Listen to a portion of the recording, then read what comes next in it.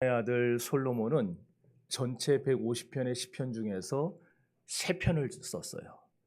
오늘 우리가 읽은 시편 72편, 그리고 127편, 그리고 130편. 이렇게 3편의 시편을 기록을 했는데, 근데 오늘 우리가 이 은혜 받고자 하는 시편 72편을 다윗의 시라고 하는 사람도 있다는 거예요. 왜냐? 맨 마지막 절 읽었죠. 20절에 뭐라고 되어 있습니까? 다윗의 기도가 끝나니라. 이 다윗의 기도가 끝났다 이래 놓는 바람에 이게 다윗이 지은 거다 그렇게 말하는 사람도 있어요. 그런데 여러분 쭉 읽어보셨으면 아시겠지만 시편 72편의 시적 구조라든지 내용이라든지 하는 게 다윗과 관계없는 내용들 나오잖아요. 스바야 왕과 또 오빌의 금과 이런 내용들. 이거는 다윗과는 관계없는 내용들이에요.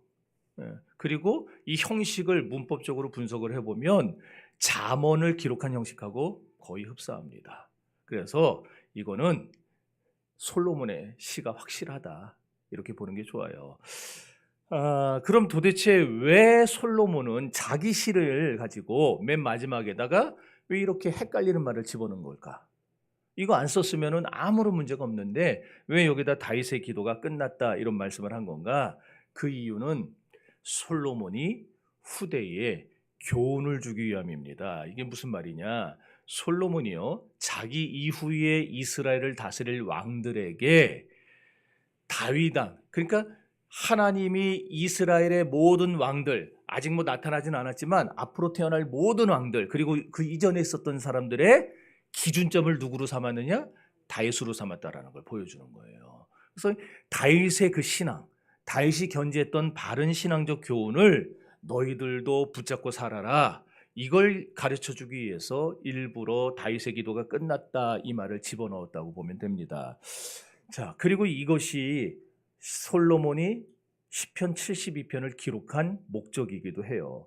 완전하신 그리스도의 모습을 바라보면서 후대에 태어날 왕들에게 바른 신앙 사상을 가지고 나라를 다스려라. 나라만이 아니라 가정도 바른 신앙으로 다스려야 된다. 그리고 교회 생활도 우리가 이랬다 저랬다 흔들리지 말고 올바른 신앙으로, 성경적 신앙으로, 메시아적 신앙으로 우리가 교회를 신앙생활을 해나가야 된다. 그걸 가르쳐주기 위해서, 강조하기 위해서 시편 71편을 기록을 한 거예요. 신약적인 표현으로 바꾸면 이런 말입니다. 예수 그리스도 중심으로 신앙생활을 해라, 그 얘기예요. 여기에 무슨 토를 달 게 있겠어요, 우리가. 여러분, 우리의 신앙생활은 예수 중심으로 해야 될 줄 믿습니다. 그래서 솔로몬의 시편 72편 말씀에서 자기가 죽고 난 다음에 이스라엘을 다스릴 왕들에게 예수 그리스도의 품성을 닮은 왕이 되라. 그래서 이 나라를 통치해 가라. 근데 솔로몬이 볼 때 하나님도 그러셨죠? 내 마음에 합한 사람. 그러니까 예수 그리스도의 품성에 가장 많이 근접한 사람이 누구냐? 내 아버지 다윗이야. 그래서 그 다윗의 교훈이라 이렇게 하면서 너희들은 앞으로 이 다윗의 교훈을 떠나지 말고 이 그리스도 중심의 신앙으로 모든 일을 해나가야 될 거야. 그걸 말하고 있다는 거예요. 자, 모두 20절인데 3개의 대지로 구분되어집니다. 첫 번째 대지는 1절부터 7절까지입니다. 왕의 통치, 메시아의 통치를 보여주고, 두 번째 대지는 8절로부터 14절까지로 왕의 능력에 대해서 보여줍니다. 그리고 마지막 세 번째 대지는 15절부터 20절까지인데 왕의 영원한 영광에 대해서 기술하고 있는 것을 볼 수가 있습니다. 그리하여 이로 인해서 하나님의 백성으로 선택된 이스라엘이 추구해야 될 이상적인 신앙의 모습이 뭐냐, 그걸 제시해 주면서 메시아 왕국의 영원한 존속과 번영을 말하고 있다는 거예요. 여러분은 솔로몬이 왕이 된 과정을 다 아실 겁니다. 어린 나이에 다윗 왕이 죽으면서 어린 나이에 이스라엘의 왕이 됐어요. 그가 왕이 될 때에 참으로 많은 우여곡절을 겪었죠. 자기보다 나이도 많고 경험도 많은 이복 형들 때문에 여러 번 죽을 위기도 겪었습니다.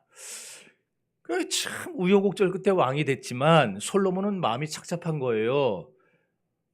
그 당시에 그 이스라엘의 수많은 신하들 중에, 백성들 중에 솔로몬이 왕이 될 거라고 생각한 사람은 아무도 없었어요. 아무도 없어요. 왜? 우리는 열왕기서에 보면은, 사무엘서에 보면은 분명히 하나님이 다윗에게 너의 지금 이제 밧세바의 속에서 나오는 네 아들을 내가 왕으로 세울 것이다. 그리고 약속하지 않았습니까? 그거는 다윗과 밧세바만 들은 얘기고 나단만 들었고, 하나님이 공식적으로 이스라엘의 백성들 앞에, 신하들 앞에 솔로몬을 왕으로 세울 거라는 그런 말씀을 준 적은 없어요. 다윗에게 주신 약속이지. 그러니까 나중에 밧세바가 와서 뭐라 그래요? 왕이 예전에 네 아들이 왕이 될 거라고, 나를 뒤이어 왕이 될 거라 약속하지 않았습니까? 이제 그 약속을 이뤄달라고 요청하는 그 내용이 이제 사무엘의 마지막 부분에 나오는 거예요. 자, 어느 누구도 솔로몬이 왕이 될 거라 생각을 안 했어요. 그런데 덜컥 왕이 된 겁니다. 네? 그러니까 사람들이 고운 시선으로 안 보죠. 저 밧세바가 지금 정신이 오락가락하는 다윗 앞에 들어가가지고 사바사바 해가지고 왕의 정신력, 판단력을 그냥 탁 무너뜨려서 순식간에 자기 아들을 왕으로 만들었다. 이런 루머들이 안 퍼지겠어요? 그러니까 왕에 대한 정통성도 결여되어 있고, 그리고 사람들이, 신하들이 자기를 왕으로 인정하지 않고, 더군다나 솔로몬이 물려받은 나라가 쬐깐한 나라가 아니잖아요. 유브라데와 저 티그리스강, 저 메소포타미아 지역에서부터 아람 나라 하란까지, 그리고 저 밑에 애굽 땅까지 어마어마한 땅을 다스리는 대제국의 왕이 됐어요. 황제가 됐어요. 그런 나라를 어린 솔로몬이 물려받았는데 두렵지 않겠어요? 나이가 어렸죠? 둘째로 국정 경험이 없죠? 형들은 국정 경험이 있어요. 아버지를 쫓아다니면서 헤브론에서 아버지가 왕이 될 때, 그 전에 사울 왕에게 13년간 쫓겨다닐 때에 다윗을 도와서 함께 백성들을 다스렸던 경험이 있어요. 근데 자기는 그런 경험이 없어요. 세 번째, 신하들의 지지를 못 받아요. 기껏 지지해 주는 사람이 누구냐? 딱 두 사람입니다. 선지자 나단과 그 어머니 밧세바. 더군다나 밧세바의 지지라는 거는 차라리 안 받는 애만 못해요. 왜 그럴까요? 밧세바의 이미지는요, 솔로몬에게 부정적인 이미지만 줍니다. 예, 밧세바의 이미지가 뭐예요? 남편이 버젓이 살아있는데 다윗과 가늠한 상간녀예요. 여러분이 이스라엘 백성이라면 그런 여자를 왕비로, 그런 여자가 낳은 아들을 왕으로 인정할 수 있겠냐고요. 그래서 이스라엘 백성들이 밧세바를 좋아하지 않아요. 이런 이유로 솔로몬이 우여곡절 끝에 왕위에 올랐지만 왕권이라는 게 상당히 불안정했습니다. 이때 솔로몬이 마음을 먹는 거예요. 내 아버지가 나에게 물려준 신앙의 생활 태도를 내가 견지해야 되겠다. 내가 앞으로 아버지처럼 이 나라를 다스려야 되겠다. 하나님만을 의지하고 하나님을 붙잡고 내가 나라를 다스려야 되겠다. 얼마나 다행스러운 일인지 몰라요. 왜냐? 똑같은 상황에서 대부분의 사람들은 정반대의 길을 선택합니다. 내가 정통성이 부족하니까 어떻게 하든지 이 나라를 내가 이끌어 가려면 우선 왕권부터 강화해야 되겠다. 나한테 반대하는 놈들 누구야? 그게 보통의 사람들이 갖는 생각이에요. 또는 주변 나라들아, 외교를 통해서 내가 정권부터 안정시켜야 되겠다. 그래서 우리나라 대통령들, 대통령 되자마자 어디로 갑니까? 미국 가잖아요. 옛날 사대주의 하던 거랑 똑같아요. 미국 대통령한테 가서 인정받고 와야 되고. 그 왜 그러냐면은 주변 나라의 대통령들이 우리나라의 대통령을 인정해주는 모습들이 보여줘야 백성들이 그 다스림에 순종하기 때문에 그래요. 또는 민심부터 얻어야 되겠다. 그래가지고 전국민 25만 원법 이런 거 만들고. 웃지를 않으시네. 민심부터. 그게 당연한 수순들 아니겠어요? 왕권을 강화하고 어떻게든지 외교적인 성과를 통해서 백성들이, 야, 우리 왕이 만만한 줄 알았는데 그런 왕이 아니구나. 야, 대단한 실력이 있구나. 요걸 보여줘야 되고. 그리고 백성들의 가려운 부분을 잘 긁어줘가지고 백성들에게 그 인기가 올라가게 만들고. 이게 보통의 왕들이 하는 일이에요. 그런데 솔로몬이 그런 길을 가지 않고 마음을 정한 거예요. 나는 하나님만 섬기겠다. 나는 하나님만 의지하겠다. 얼마나 똑바른 생각을 갖게 된 겁니까? 참 다행이죠. 그런데 당시에는 아직 성전이 완공되기 전이에요, 후예요? 전이죠. 성전이 완공되지 않았잖아요. 그러니까 솔로몬이 어디를 가느냐? 기브온에 있는 산당에 갑니다. 그래서 거기서 여러분이 잘 아시는 일천번제라는 걸 드리게 되는 거예요. 이 일천번제도 학자들마다 견해가 다 다릅니다. 어떤 사람은요, 하루에 한 마리씩, 양 한 마리씩 일천일에 걸쳐서 번제를 드려서 일천번제다, 그렇게 말하는 사람들이 있어요. 그렇다고 한다면은요, 어떤 문제가 생깁니까? 솔로몬이 하루에 한 마리씩, 그래봐야 1년 되면 365일. 그럼 1000마리 드리려면 몇 년 필요해요? 최소 3년이 필요해요. 그러니까 솔로몬이 3년 동안 나라를 다 국정을 팽개쳐 놓고 산에 가서 산기도만 3년을 했다, 이 얘기가 되는 거예요. 문제가 있죠. 네. 그래서 요새는 이 견해가 별로 인정을 못 받아요. 또 다른 사람은 이렇게 말합니다. 한 번에 제단을 1000개를 만들어 놓고 한 방에 다 끝냈다. 그런 말 되잖아요. 1000개를 제단을 만들어 놓고 한 마리씩 양을 올려놓은 다음에, 소를 올려놓은 다음에 한 번에 제사 드리면 끝나버리는 거잖아요. 근데 이것도 문제가 있는 게 왜냐? 솔로몬이 올라갔던 기본산당이라는 곳이 그렇게 널찍한 데가 아니에요. 여기 우리 금천체육공원 넓죠? 네? 밤 되면은 그냥 막 그 아줌마들, 아저씨들 거기 가서 헥헥대면서 춤 따라하고, 막 섹시거리면서 걷고 막 그런 사람들 얼마나 많아요. 근데 그 넓은 곳에 번제단을 만약 만든다, 몇 개나 만들 것 같으세요? 몇 개나 만들 수 있을까요? 저 넓은 공원에? 네? 50개? 50개는 더 돼요. 그 뒤에 있는 테니스장까지 다 해가지고 도로까지 점령하고 만든다 그래도 아무리 많이 만들어도 300~400개가 안 돼요. 번제단을 만들면. 근데 1000개를 만들어요, 그 옛날 시대에? 산을 다 깎아서? 안 되죠. 그래서 저는 어떤 견해냐, 지금 우리 송 집사님이 얘기는 한 30~40개 만들어 놨을 것 같아요. 최대한 만들어 놓고 거기서 매일 번제를 드리는 거예요. 그러면은 대략 한 달, 조금 더 걸리면 뭐 2달 걸리겠죠. 그것만 해도 대단하지 않아요? 왕이 됐는데 지금 급한 일이 산적해 있는데도 불구하고 하나님을 먼저 만나야 되겠다 작정하고 한 달 동안 기도하고 있는 모습, 대단하지 않습니까? 어쨌든 우리가 잘 아는 대로 이 일 후에 하나님이 솔로몬의 꿈에 나타나십니다. 그리고는 그에게 복을 주시는데 정말 말로 입에 담을 수 없을 어마어마한 복을 주시죠. 그리고 솔로몬에게 주신 게 뭐예요? 지혜를 주세요. 지혜를. 그 내용이 열왕기상 3장에 나오는 거예요. 우리는 여기서 기도라는 것이 신앙의 왕도라는 사실을 볼 수 있습니다. 그렇습니다. 인생의 모든 문제는 우리가 하나님 앞에 기도함으로써 해결이 되는 것이지, 그렇다고 한다면 어떤 기도를 우리가 드려야 되겠는가? 참 기도를 드려야 됩니다. 참 기도를 드릴 때 하나님을 기쁘시게 할 수 있어요. 어떤 게 참 기도예요? 하나님께 나아가는 자는 반드시 그가 계신 것과 그가 자기를 찾는 자에게 상 주시는 이심을 믿어야 할지니라. 우리가 믿음 가지고 나가야 돼요. 그게 참 기도예요. 제가 오늘 열왕기상 3장의 내용을 짤막하게 소개를 해드리고 시작하는 것은 오늘 시편 72편의 기도가 열왕기상 3장의 기도와 일맥상통하기 때문입니다. 오늘 시편 72편 말씀은 우리가 어떻게 기도해야 할 것인가에 대해서 말씀을 해주고 있어요. 이제 1절을 다 같이 읽어봅시다. 어디 갔어? 1절 시작.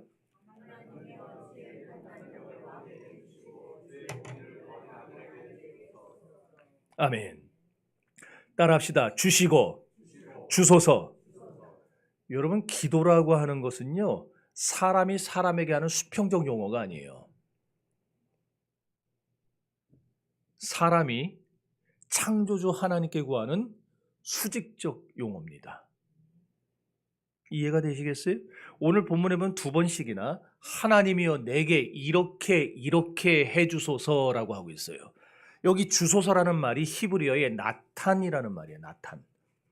나탄이 뭐냐? 허락해달라, 빌려달라, 양도해달라, 그 얘기예요. 자, 우리 장로님의 볼펜이 제가 지금 볼펜을 안 갖고 왔어요. 그래서 장로님한테 볼펜 좀 빌려주세요 하는 거. 그때 쓰는 단어가 나탄이에요. 이게 뭔 얘기냐? 인간적인 지식과 인간적인 경험을 가지고서는 지금 솔로몬이 어떤 시대, 어떤 상황, 나이 어린 나이에 지금 왕이 됐어요. 이 거대한 제국을 다스려야 돼요. 지금 자기를 지지하는 신하들도 없어요. 백성들도 기대를 안 해요. 자기에게. 이런 때에 하나님 나의 이 짤막한 지식, 나의 경험 가지고 이 세상을 살아갈 수가 없어요. 이 사람들을 다스릴 수가 없어요. 그러니 하나님의 지혜를 내게 빌려주세요. 하나님의 것들, 하나님의 능력, 그걸 나에게 좀 빌려주세요. 전적인 신본주의 신앙을 담고 있어요. 우리 개혁주의 신앙이 바로 그런 겁니다. 솔로몬이 지혜로운 사람이 아니에요. 하나님의 지혜를 솔로몬이 가져다가 쓴 거예요. 그러니 제가 종종 하는 얘기 있죠. 교회 안에는요, 똑똑한 사람 많을 필요 없어요. 목사도 똑똑할 필요 없어요.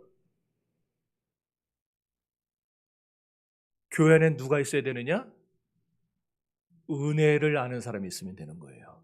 그러면 기도할 거 아니에요. 하나님, 우리 목사님 지혜를 좀 주세요. 여러분 저한테 와가지고 뭐라 하지 말고 뒤에서 저를 위해 기도해 주시면 돼요. 하나님, 우리 목사님 지혜롭게 해주시고 기왕이면은 그다음 말은 안 할래. 아주 굉장히 잘 듣는 분이 계셔가지고 자, 그러니까 여러분들 하나님 앞에 기도할 때에 나에게 능력 없는 건 그건 분명한 사실이에요. 내게 뭐가 있어요? 여러분에게는 또 뭐가 있습니까? 그런데 하나님에게는 다 있어요. 세상의 모든 것들이 다 하나님의 손에 들어있고 역대상 29장에 부와 기와 존귀와 권세와 영광이 주의 손에 있사오니 모든 게 다 주님의 손에 들어있어요. 그러면 우리는 주님에게 손에 들어있는 그걸 빌려다만 쓰면 되는 거 아니겠어요? 그 빌려다 쓸 수 있는 방법이 뭐냐? 그게 기도라는 거예요. 어떤 기도? 참 기도, 믿음의 기도. 자, 그래서 여기 두 번씩이나 하나님이여 내게 주소서라고 한 거는 지금 뭔 얘기냐면 강조죠, 강조. 내 기도를 반드시 응답해 주셔야 됩니다 하는 이 솔로몬의 간절한 그 간구를 지금 담고 있는 거예요. 이스라엘의 왕이 되기는 했는데 자기는 작은 사람이에요. 어린 사람이에요. 어리다라는 말은 어리석다란 말이에요. 어리석어요. 수많은 백성들을 통치하기 힘드니까 하나님의 힘을 내게 좀 빌려주세요. 간절히 기도한 겁니다. 저는 이렇게 성경에서 깨달았어요. 그래서 기도 없는 지혜로운 사람보다, 기도 없는 똑똑한 사람보다 무식한 기도하는 사람이 훨씬 더 월등하다. 훨씬 더 뛰어나다. 믿습니까? 네. 기도 없는 강자보다 기도하는 약자가 강한 거예요. 그러니까 우리 교회는 세상적으로 돈 많고 똑똑하고 능력 있고 잘 나가고 뭐 그런 사람들 오면 좋겠지만 오면 좋죠. 뭐 저러고 싫겠어요? 좋죠. 그러나 더 시급한 거는 우리 교회에 기도하는 사람이 많아져야 됩니다. 은혜의 맛을 아는 사람이 많아져야 됩니다. 결국 기도 생활을 통해서 우리가 배우게 되는 교훈은 뭐냐? 기도하는 사람은 교만하지 않아요. 자기 한계를 아니까. 내가 얼마나 부족한지를 아는데 어떻게 교만하겠어요? 기도하는 사람 또 서두르지를 않아요. 서둘러 봐야 되지 않는다는 걸 너무나 뼈저리게 경험을 했으니까. 사람이 그 걸음을 계획할지라도 그 길을 인도하는 여호와시라는 걸 아는데 내가 아무리 애를 쓴다고 되겠어요? 하나님이 그 길을 치워주셔야죠. 제가 몇 번 예를 들었잖아요. 저 밑에 여기 나가 있어 보면 개미들이요. 저 하단에 그냥 뻘뻘뻘뻘뻘뻘뻘 막 가요. 근데 이따만한 별거 아닌 나뭇가지예요. 이 정도 되는 거. 있으면 얘네들이 이래요. 와! 큰일 났다. 그리고 그 앞에서 조그만 거는 넘어가는데 크면은요, 애들이 거기서 우왕좌왕하더라고요. 옆으로 돌아갈 생각도 못하고 넘어갈 생각도 못하고 계속 거기서 빙빙빙 돌아요. 큰일 났다는 거예요. 저는 개미들의 마음도 이해를 해요. 그래가지고 그거를 딱 치워주면요, 얘들이 신났다고 또 다시 뻘뻘뻘뻘 갑니다. 기도가 그런 거예요. 나의 능력 없음을 하나님께 고백하고 내 힘으로 할 수 없다는 사실을 주님께 인정하고, 그러니 하나님의 능력을 내게 빌려주세요. 이 문제를 치워주세요. 기도하는 거. 우리 양정 집사님 아멘이 오늘따라 큰 이유는 내가 알아요.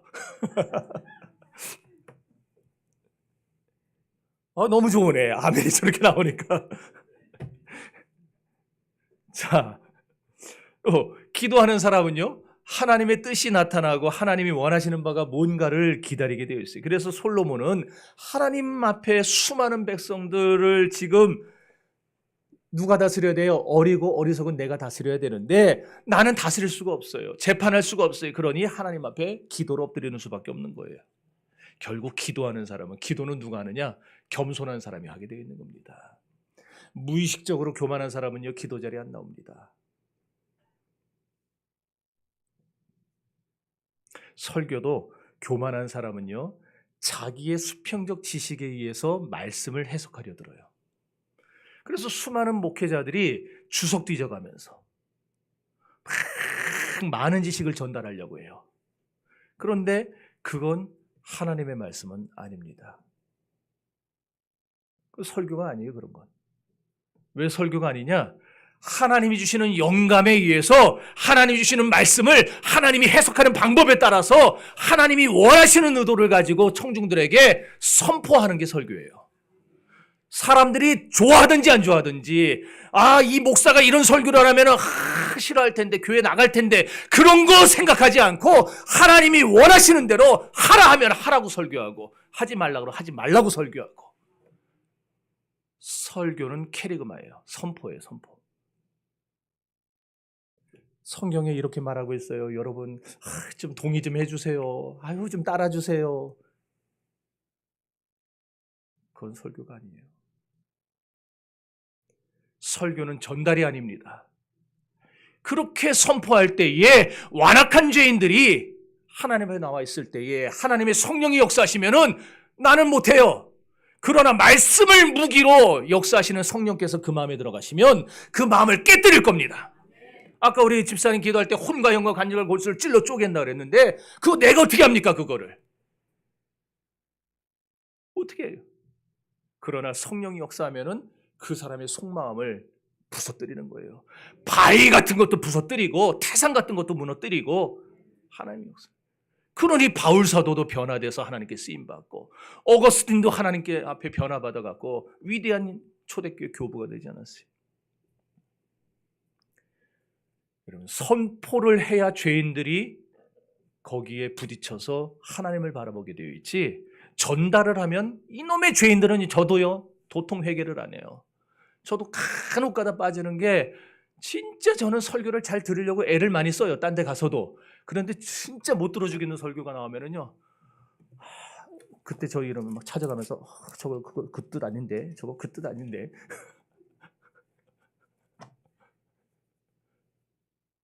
사실 저도 그런 부분들이 조금씩 나와요.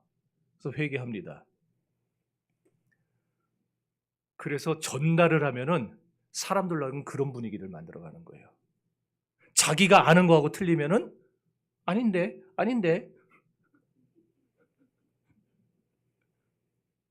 선포를 해야 내 심령이 잘못됐으면 하나님 말씀 앞에, 바른 말씀이 선포되면은 말씀 앞에 내 심령이 부딪혀가지고 주님 앞에 내가 꼬꾸라지는 거예요.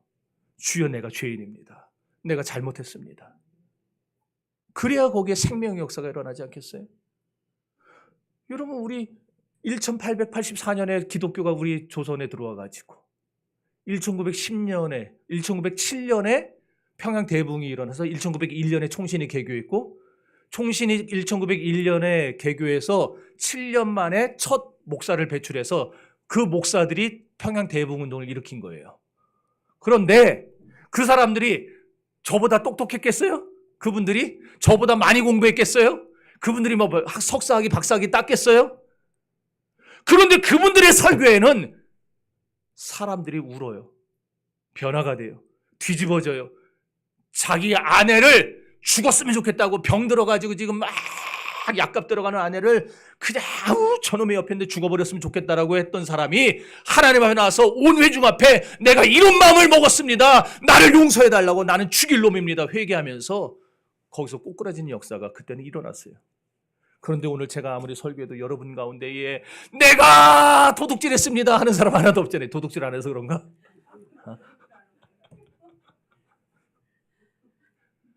내가 지나가는 저 잘생긴 남자를 보고 내가 한번 한순간에 부럽다 저 여자 그런 생각을 했습니다.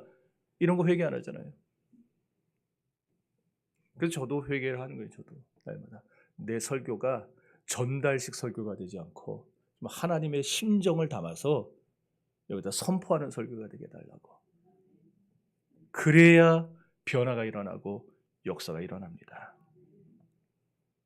성경을 바르게 해석하는 게 그럼 안 중요하냐? 성경을 여러 지식들을 잘 이렇게 요리해가지고 전달해 주는 거는 잘못된 거냐? 그건 아니죠. 그거 필요합니다. 목사에게 필요한 그 소양이죠. 그러나 그것보다 더 중요한 거는 성경의 원저자의 마음을 헤아려서 하나님은 무슨 생각을 하실까? 하나님은 도대체 이 말씀을 왜 하신 걸까? 이 마음을 헤아려서 성도들에게 가감없이 전해주는 거. 그게 더 중요하다라는 거예요. 또 하나 설교는 설득이 아닙니다. 어떤 교인들은 설교를 통해 나를 설득해보라 그래 자기를 설득해보래요. 미치고 환장할 지경입니다. 그럼 기독교가 뭔지도 모르고 설교가 뭔지도 몰라서 그러는 거예요. 그래서 난 주님의 기도를 할 수밖에 없어요. 아버지여 저들을 용서하옵소서. 저들은 자기들이 하는 일을 알지 못함이니이다. 설교는 설득이 아니에요. 요즘에 기독교 심리학자들 가운데 설득의 심리학 있다는 책을 써가지고 교회 내에서도 다 상담을 통해서 사람들의 말을 많이 들어주고 설득해가지고 이렇게 신앙생활을 잘하도록 이끌어줘야 된다. 이게 21세기형 목회다라고 하는 책들이 막 나와요. 미치겠어요 진짜. 그러니까 그런 걸 본 성도들이 와가지고 우리 목사님은 너무 쎄. 우리 목사님은 그냥 1절 말씀 다시 보세요. 여기 주의 판단력이라고 했죠? 나오죠? 네, 주의 판단력. 지금 계속 화면에도 저것만 나오는 건가 그러면은? 내가 나오는 거예요? 그러면은 인상 쓰지 말고 할 거야. 자, 주의 판단력. 이 말은 미쉬파트라는 말이에요. 미쉬파트. 히브리 미쉬파트란 말인데 법적 용어입니다. 다시 말해서 판결하는 지혜를 말해요.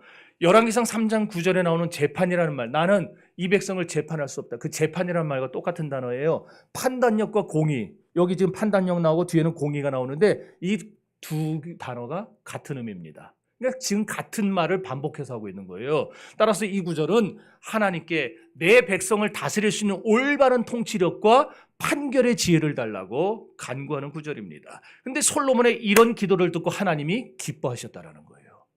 그래서 내가 돈을 구하지도 않고 귀를 구하지도 않고 내가 능력을 구하지도 않고 백성을 다스릴 지혜. 어떤 백성? 나의 백성을 다스릴 지혜를 구하니. 여러분 백성은 내 백성이 아니에요. 하나님의 백성이지. 여러분은 내 양이 아니에요. 내 양이라고 부를 수 있는 한 분밖에 없어요. 하나님이에요. 여러분 하나님의 양이에요. 저는 그 양을 잘 기르라고 보냄받은 목자예요. 목자장은 주님이시고. 그럼 목자가 할 일은 뭐예요? 잘 먹여야죠. 힘들어도 푸른 초장 쉴만한 물가로 끌고 다녀야 될 거 아니에요. 양들이 따라오기 싫어하더라도 하도 안 따라오면 때로는 막대기로 주의 지팡이와 막대기로 뒷다리를 때려서라도 데려가서 푸른 초장 맑은 시냇물가로 데려다 놔야 될 거 아니에요. 그러면 양들이 제가 안 먹여줘도 아니 맛있는 거 보면 애들은요 먹지 말라 해도 먹더라고. 지가 먹고 싶은 거는. 그러잖아요. 그럼 뭐 하다 먹게 되어 있어요. 먹고 영혼이 살찌면은 그 심령이 강건해지고 은혜가 충만해지고 그러면은 세상에 나가서 싸워 이길 힘을 얻게 되고 그게 목사가 할 일을 다 해요 그거. 근데 데려가라고 하는데 안 간다 그러면은 아유 그래 아유 나도 싫다 나도 싫어 아유 지겹다 내가 진짜 저놈의 인간 맘대로 해. 좋겠죠 그 양은 맘대로 할 수 있다니까. 그러나 결국 그 목사는 어떤 목사예요? 사꾼이에요. 하나님이 내게 맡겨주신 양을 굶어 죽이고 앉았으니까.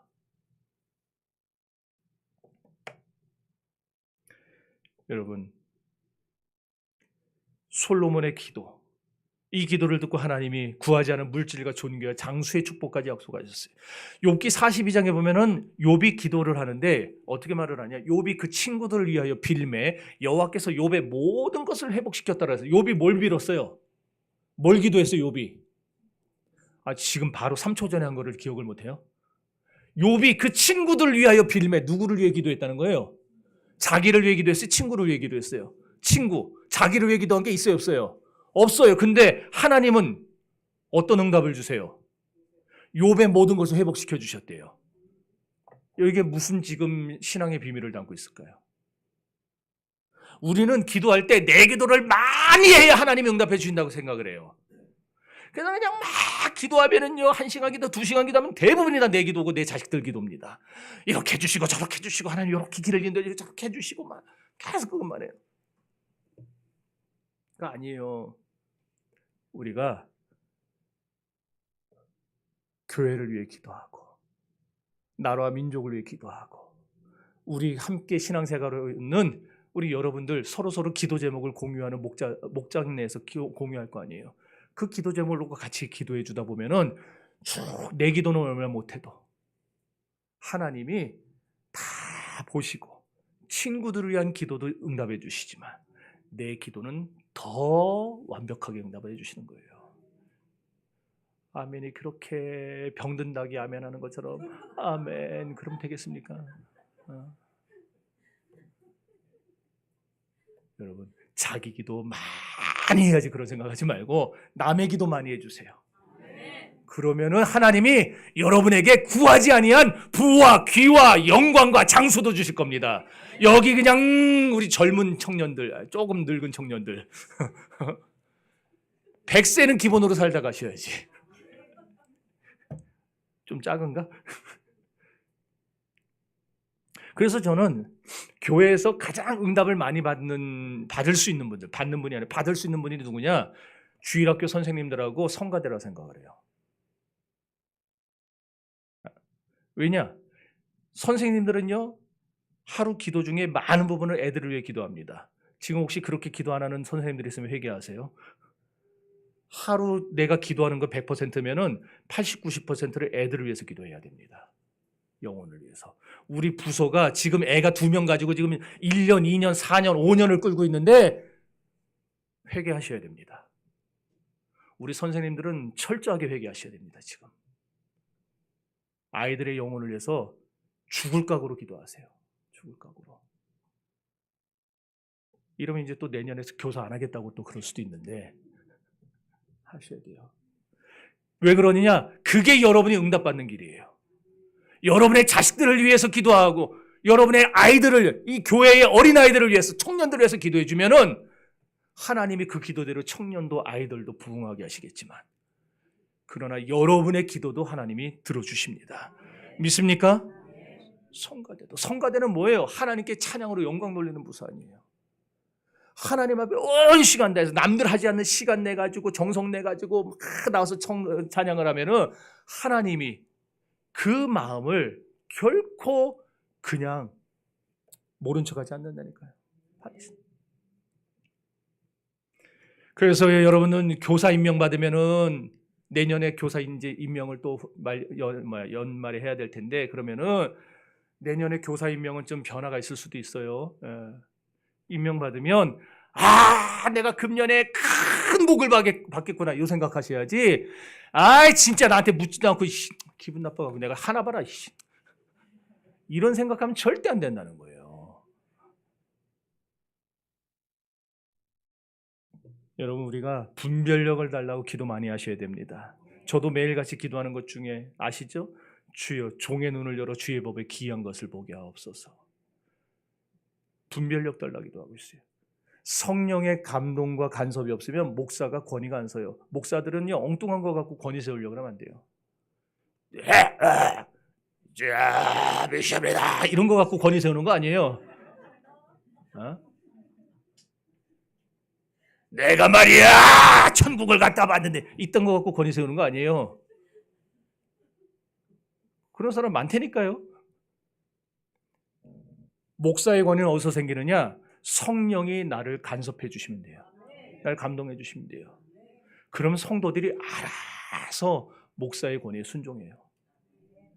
그게 없는데, 성령의 감동이 없는데 내가 나가가지고 아무리 힘을 떨치려 하여도 여호와의 신이 자기를 떠난 줄을 삼손이 깨닫지 못하니라. 그렇게 돼버리는 거예요. 분별력은 신앙에도 생명이지만 인생의 삶에도 생명입니다. 그래서 여러분은 분별력 달라 기도하셔야 돼요.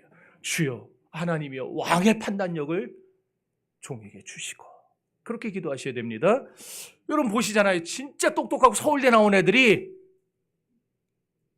하나님이 아버지면 어머니도 있어야 된다. 왜? 이 세상은 다 양성이 존재하니까. 그래서 어머니 하나님을 믿어야 된다고 하는 저 안상홍 증인의 하나님의 교회라고 지은 거기 가는 거 여러분 이해되세요? 근데 그 똑똑한 애들이 간다니까요. 희한하게 신천지에 판검사가 그렇게 많다니까요. 그렇게 똑똑한 분들이. 만민중앙 이재록이 이제 완전 쫄딱 망했죠. 4분 5일 다 나눠 먹었어요. 그 밑에 있는 애들이 다 나눠 먹어서 그 딸내미가 저 신림 팔동에 가서 지금 건물 2개를 사서 또 크게 지었어요. 지금. 근데 원래 있던 그 어마어마한 10만 명 넘는 그 사람들은 다 뿔뿔이 흩어져 버렸어요. 이제. 그런데 간다니까요. 분별력이 없으면. 가고 싶어 가겠어요? 분별이 안 되니까 가지. 저게 진짜 같다 그러니까 가지. 황 목사 설교는 들어도 이상한데 이러고, 그런 거 들으면 와 진리다 이러고, 그러니까 가는 거예요. 그러니까 여러분, 좋은 사람 나쁜 사람 분별하는 게 얼마나 중요합니까? 사귀어야 될 사람 안 사귀어야 될 사람 분별하셔야 됩니다. 이 말세지 말에 정말 우리에게 필요한 게 바로 그거예요. 분별의 지혜. 마태복음 16장 2절에서 4절에 주님이 이런 말씀을 하셨습니다.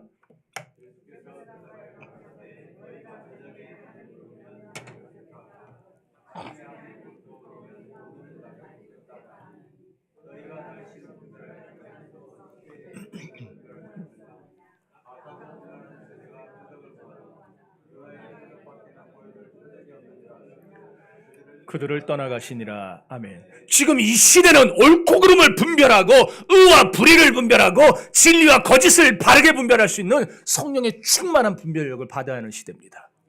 이거 없으면 우리 못 살아요.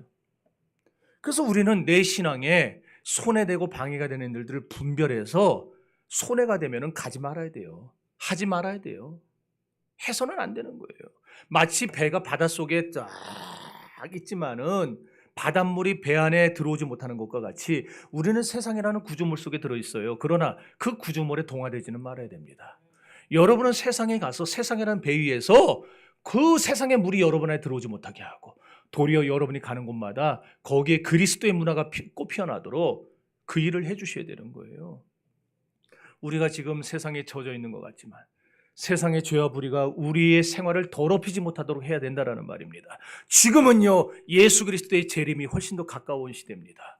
언젠지는 몰라요. 저는 옛날 이장님이나 그런 사람들처럼 2035년에 주님 오신다 그런 소리 못합니다. 왜냐면 그 소리를 못 들어봐가지고. 주님이 말씀을 안 해주세요. 왜 안 해요? 그래서 전 못해요. 언제 오실지 몰라요. 내년에 오실지 10년 뒤에 오실지 100년 뒤에 오실지 몰라요. 그러나 분명한 사실은 성경에 기초해 볼 때 말세는 점점 더 가까워오고 있습니다. 그러므로 우리는 이 말세 때에 깨닫고 분별해야 됩니다. 내가 저런 거에 빠지지 않도록. 마지막 때에 주님이 뭐라 그러셨어요? 내가 세상에 올 때에 세상에서 믿는 자를 보겠느냐 하셨어요. 그만큼 믿는 자의 수가 줄어들 거란 얘기입니다. 그러니 분별하라면 휘까닥 쓰러지는 거예요. 말세가 되면 될수록 사람들이 자꾸 표적을 구합니다. 병 고치고 기적 행하고 막 예언하고 뭘 자꾸 봤다 그러고, 저도 봤어요. 저도 봤어. 네? 뭘 봤냐? 성경을 날마다 보고 있어요. 우습게 여기잖아 이렇게. 뭘 봤나 그러고 듣다 성경 봤다니까. 저도 체험이 있어요, 여러분. 옛날 목사님들에 비해서 대단치는 않을 것 같아도 저도 귀신을 쫓아내 봤고 병든 자를 고쳐 봤고 체험들이 있어요. 목사 안 한다 그러니까 목사 되게 하려고 하나님이 그게 콧게 갖고 제가 신학교 간 거예요. 근데 제가 체험한 거 여러분의 강요는 안 하잖아요. 이거 해야 된다고. 이거 안 하면 이거 가짜라고. 그런 소리 안 하잖아요. 왜? 제 체험은요, 제가 주관적으로 경험한 거예요. 하나님이 내 기질과 내 모든 교육 환경과 그동안 자라온 거, 이 모든 걸 다 감안해서 나에게 맞는 체험을 주신 거고, 여러분은 또 여러분에게 맞는 체험을 하셔야 되지, 내가 체험했다고 똑같이 해야 된다고, 똑같이 해야 된다. 그래서 방언을 가르치는 학교가 있는데, 방언을 가르친다고 그게 되냐고요, 그게.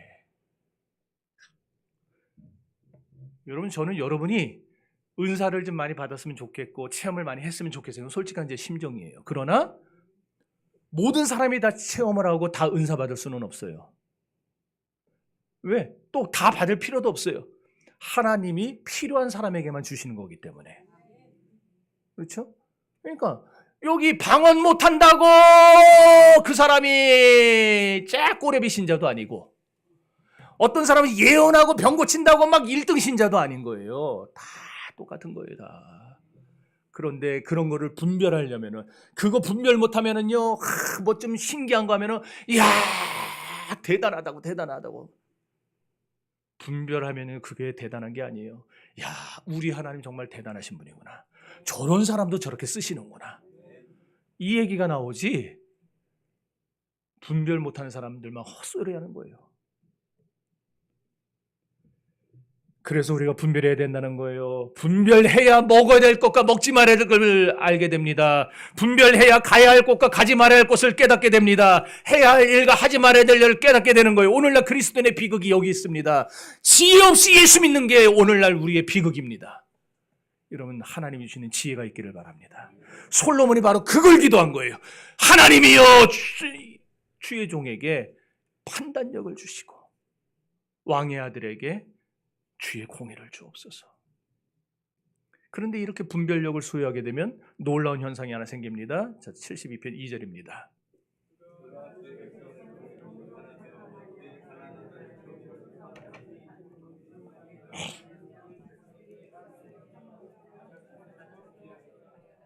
아멘. 하나님이 주시는 분별력이 생기면 옳고 그름을 잘 판단하게 됩니다. 여러분, 은혜 중에 은혜가 뭔지 아세요? 깨닫는 은혜가 최고의 은혜입니다. 그래서 저는 여러분이 아까도 얘기했지만 은사를 많이 받았으면 좋겠다 하지만, 은사 많이 받는 것보다 먼저 깨닫는 은혜를 받기를 바랍니다. 그게 최고의 은혜예요, 최고의 은혜. 이렇게 볼 때 오늘 한국교회는 하나님의 기준에서 좀 미달되지 않았나 하는 생각이 들어요. 우리가 간절히 기도하고 성경 많이 읽어야 하는 이유는 하나님이 주시는 신령한 은혜로 의를 세우기 위함이에요. 그래서 3절에 이제 의로 말미암아 주의 백성에게 평강을 달라, 이렇게 한 거예요. 또 4절에 가면은 가난한 백성의 억울함을 풀어주시고, 5절에 대대로 주님을 두려워하게 해달라 기도했어요. 6절 한번 읽어봅니다.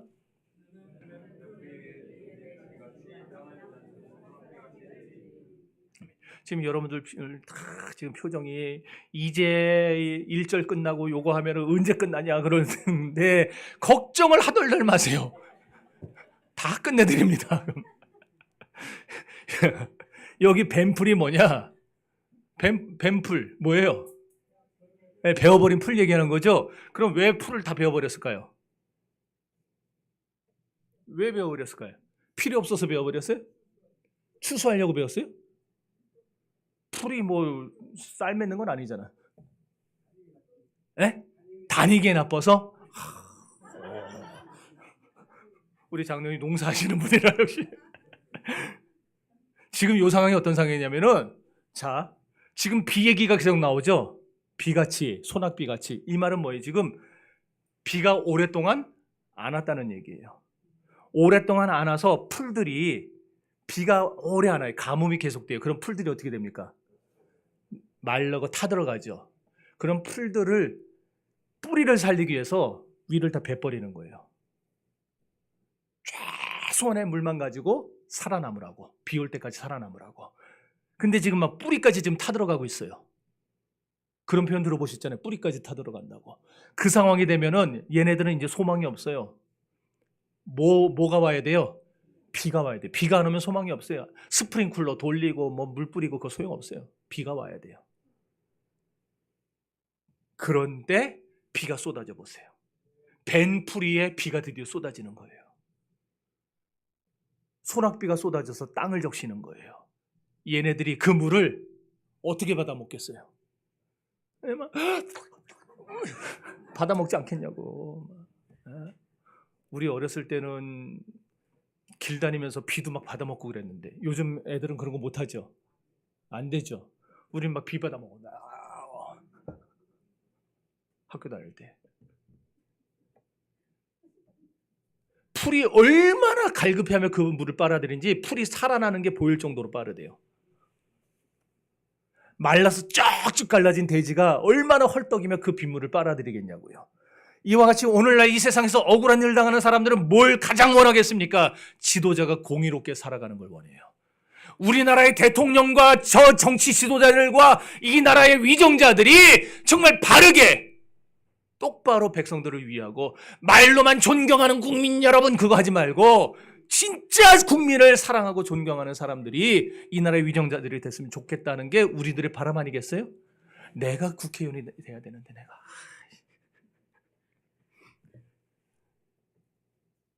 솔로몬이 지혜를 받으니까 어떤 현상이 또 나타났느냐? 옳고 그른 게 판단되잖아요. 그러니까 누구 편에 서요? 공의의 편에 서는 거예요. 억울한 사람 편에 서는 게 아니고 공의의 편에 서요. 그래서 분별하는 거예요. 과연 누가 옳은가? 그 편을 들어줘요. 그래서 두 여자가 와가지고 서로 살아있는 애가 네라고 막 싸우고 난리가 났어요. 그때 솔로몬이 어떻게 합니까?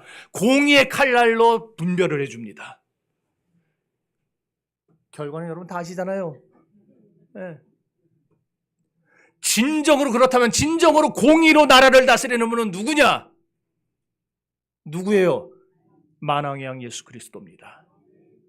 그래서 시편 72편은 이 전체가 지금 1절부터 20절까지 훗날의 세상에 다시 오실 메시아 예수 그리스도의 공의를 바라보면서 나도 그런 공의로운 왕이 되게 해달라고 기도하고 있는 거예요. 그러니까 여러분들 분별력과 공의를 위해서 기도하셔야 되는데 우리의 모델이 누구예요?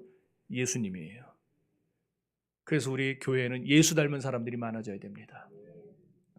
하나님의 공의의 표효가 십자가입니다. 십자가는 하나님의 공의도 만족시켜주고 사랑도 만족시켜주는 유일한 기준이에요. 하나님의 공의는 인간이 지은 죄값을 심판하시지만 하나님의 사랑은 죄는 심판해도 죄인은 용서하십니다. 그래서 십자가를 은혜의 도구라고 부르는 거예요. 공의가 사라지고 사랑만 활개치는 사회는요 무질서해집니다. 방종한 사회가 됩니다. 그러나 반대로 공의만 남고 사랑이 없는 사회는 폭력적이고 압력만 남습니다. 그래서 교회와 가정과 우리나라에는 뭐가 필요해요?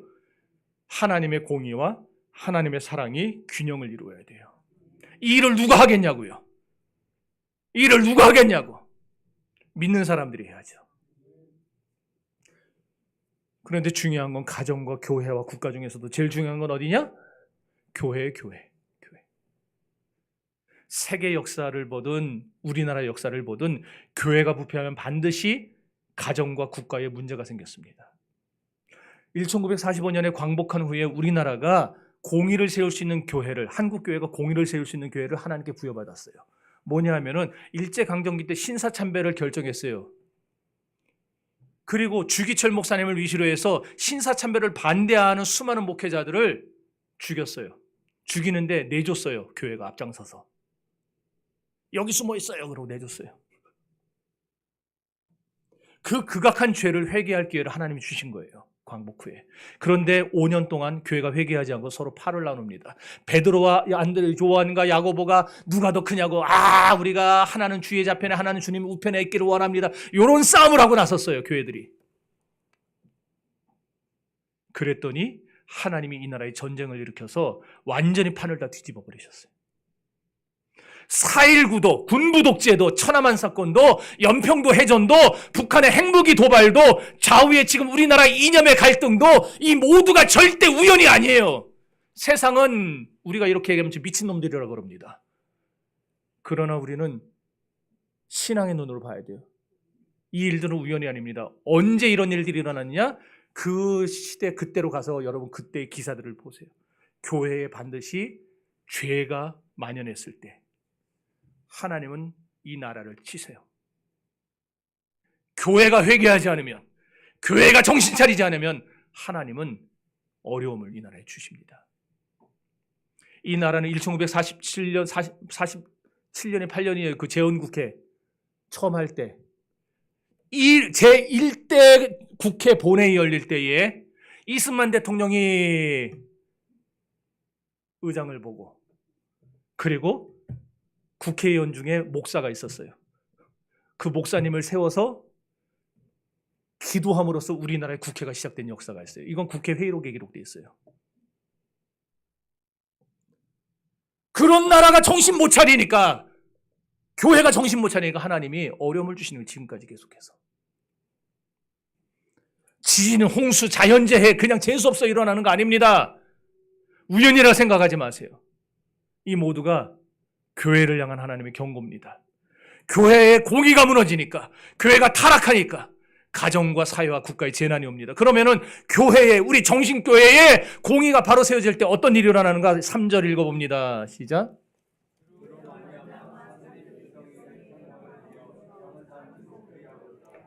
의와 이런 옳고 그름을 분별할 줄 아는 그리스도인들이 우리 교회에 많아질 때에 첫째로 우리가 들어가는 가정과 직장과 사업장과 이 나라에 원망이 없어지고 평화가 정착하게 되는 거예요. 7절.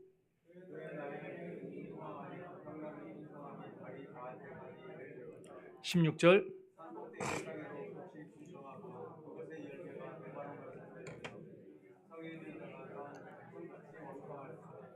아멘. 이게 뭐냐? 둘째로 옳고 그름을 분별하는 그리스도인이 많아지면 개인과 가정과 나라가 흥황발전하게 돼. 산꼭대기 땅에도 곡식이 풍성하대. 산꼭대기는 척박한 곳입니다. 곡식이 자라지 않아요. 근데 하나님이 축복하시니까 그런 척박한 땅에도 씨만 뿌리면 곡식이 풍성하게 되는 거예요. 이런 복이, 이게 농경사의 기적이죠. 그런데 이런 기적은 오늘날 4차 산업사회에서도 일어날 수 있어요. 여러분의 척박한 가정, 여러분의 척박한 지금 사업장, 여러분의 척박한 그 직장, 언제 잘릴지 못하고 지금 막 두려운 그런 상황 속에서 여러분 하나님 앞에 분별력을 회복하시고 공의를 회복해 보세요. 하나님이 여러분의 척박한 땅을 곡식으로 풍성하게 채우실 겁니다. 8절.